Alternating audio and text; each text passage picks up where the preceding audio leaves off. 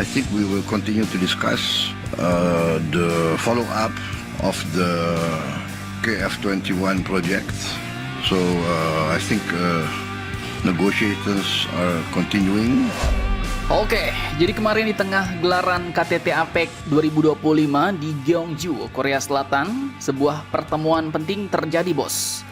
Dua pemimpin negara yaitu Presiden kita Pak Prabowo Subianto dan Presiden Korea Selatan Mr. Lee Jae-myung duduk satu meja bersama dengan delegasi masing-masing, dan pertemuan ini bukan sekedar untuk berbasa-basi tapi untuk membicarakan masa depan kerjasama strategis yang semakin kokoh. Salah satunya adalah proyek jet tempur masa depan KF-21 Boramae.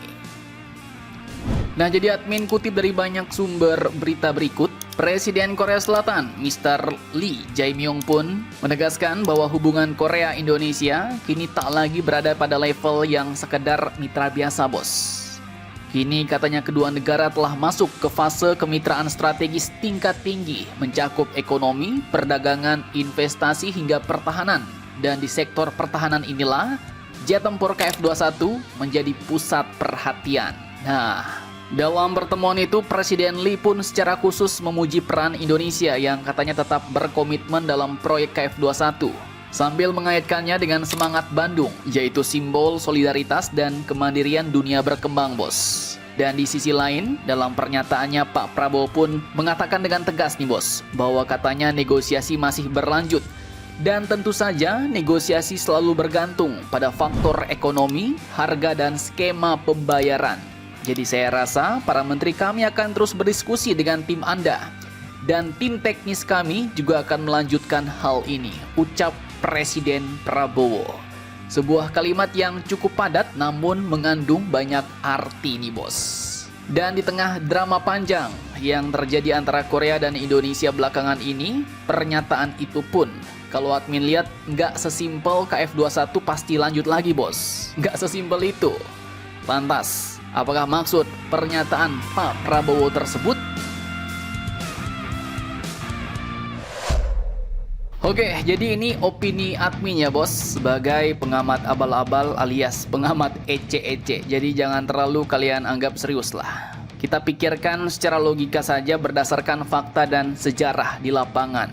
Jadi seperti yang kita tahu, Indonesia Korea telah melalui banyak drama panjang, bos, terkait kerjasama industri pertahanan jet tempur KF-21.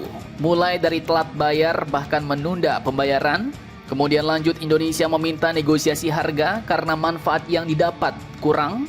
Kemudian Indonesia juga dulu sempat dituduh mencuri data jet tempur padahal tidak dan terbukti tidak ada. Kemudian terkait langkah Indonesia yang kemarin tiba-tiba menjalin kerjasama teknologi dengan Korea Utara, dan Indonesia yang heboh malah mau membeli jet tempur J-10 Tiongkok tapi bayar Korea masih nunggak. Nah, semua ini sebenarnya menjadi tekanan bagi Korea Selatan, bos. Dan kini tiba-tiba kalimat Pak Prabowo, intinya negosiasi masih berlanjut dan tentu saja negosiasi selalu bergantung pada faktor ekonomi, harga, dan skema pembayaran. Nah, ini kalau Mimin lihat adalah sebuah kode halus, bos. Kode halus bahwa Indonesia intinya belum 100% komitmen final, tapi juga belum mau keluar dari proyek.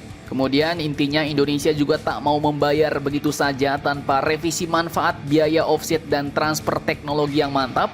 Dan pernyataan Pak Prabowo itu juga menegaskan bahwa posisi tawar Indonesia masih aktif, tapi bukan hanya sebagai pembeli, bos, namun sebagai co-developer. Dan pernyataan Pak Prabowo itu juga sepertinya sedang menenangkan Korea Selatan sambil menegosiasikan ulang posisi Indonesia. Nah, pertanyaannya kenapa Pak Prabowo tidak berkata Indonesia pasti lanjut? Nah, nggak boleh, bos. Karena kalau kita bilang pasti lanjut 100%, maka posisi tawar kita Indonesia langsung habis. Jadi ya, dapatnya itu aja. Dan pastilah admin pun tak puas, bos. Maka pernyataan Pak Prabowo yang kalimatnya itu dibuat menjadi ambigu tapi positif pun sebenarnya sudah betul. Karena dari situ nampak Pak Prabowo kelihatannya sedang memainkan diplomasi multi arah, bos. Jadi intinya nggak mau kelihatan ngotot tapi juga tidak mau terlihat lemah. Dan dari drama-drama sebelumnya, Justru malah saat ini memperkuat posisi Indonesia, bos. Mulai dari Indonesia yang menunda bayar, nah ini dampaknya Korea mulai sadar bahwa Indonesia bukan mesin ATM yang bisa ditarik terus duitnya, tapi merupakan partner yang juga memiliki hak. Kemudian isu pencurian data, Indonesia terbukti tidak salah sehingga posisi diplomatik kita kini kembali pulih. Kemudian Indonesia juga mendekati Korea Utara. Nah, ini sinyal kuat ke Seoul bahwa Jakarta punya opsi geopolitik lain. Kemudian juga muncul isu wacana pembelian jet tempur lain seperti penambahan Rafale, J-10, F-15IX. Nah, ini juga bisa sebagai bentuk tekanan ke Korea, bos. Kalau kalian keras, kami bisa beli ke negara lain. Dan semua itu ya jelas bukan kebetulan. Tapi admin rasa itu adalah permainan kartu diplomatik, strategi bargaining, bos. Jadi dengan semua itu kita bisa memiliki bargaining power atau posisi daya tawar yang kuat. Nah, kemudian pertanyaan lanjutannya, kenapa Pak Prabowo bilang tentu saja negosiasi selalu bergantung pada faktor ekonomi, harga, dan skema pembayaran. Apa maksudnya Pak Prabowo bilang begitu? Oke, 3 hal ini kalau admin lihat sepertinya adalah inti dari negosiasi kepada Korea Selatan, bos.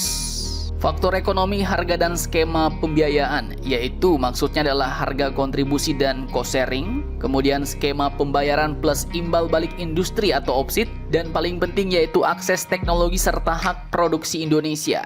Sehingga kalimat itu pun bisa diterjemahkan jadi kami lanjut asal syaratnya fair bagi Indonesia. Dan pertanyaannya apakah Indonesia akan tetap ikut ke F21? Nah, di sini 70% kemungkinan admin lihat ya. Lanjut sih, tapi dengan syarat terbaru, biayanya turun, TOT jelas, dan produksi lokal bertambah. Karena presiden kita ini Pak Prabowo bukan yang tipe ikut-ikut saja, bos. Tapi beliau sepertinya adalah tipe yang kami mau bayar kalau untung. Jadi kesimpulannya ya, ucapan Pak Prabowo itu tidak sesimpel kami 100% fix lanjut ke F21. Nggak gitu, bos. Tapi admin lihat itu adalah sebagai sinyal diplomatik baru kepada Korea Selatan yang ingin menyatakan bahwa Indonesia tidak mundur dari KF21, tapi Indonesia juga tidak mau jadi tukang bayar. Indonesia ingin tetap renegonya deal, dan Indonesia di sini mau menyatakan bahwa ia bisa bermain multifaktor diplomasi, bos. Kemudian juga mau menegaskan bahwa Korea Selatan lah yang sebenarnya butuh Indonesia, bukan sebaliknya. Dan kalimat Pak Prabowo itu bukanlah kalimat lemah, justru itu adalah kalimat orang yang sedang mengunci posisi tawar, bos. Dimana sejarah-sejarah di lapangan memang kini memperkuat posisi tawar kita atau bargaining power kita semakin kuat terhadap Korea Selatan. Dan admin juga agak berpikirnya, curiga ya kan?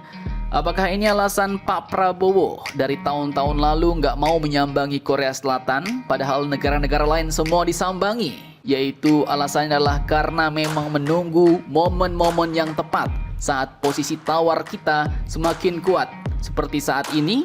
Nah, kalau menurut kalian bagaimana nih, bos? Jangan lupa komentar, tetaplah kalian barbar, dan jangan santuy terus demi Indonesia tangguh. Salam Indomax, Indo Magazines.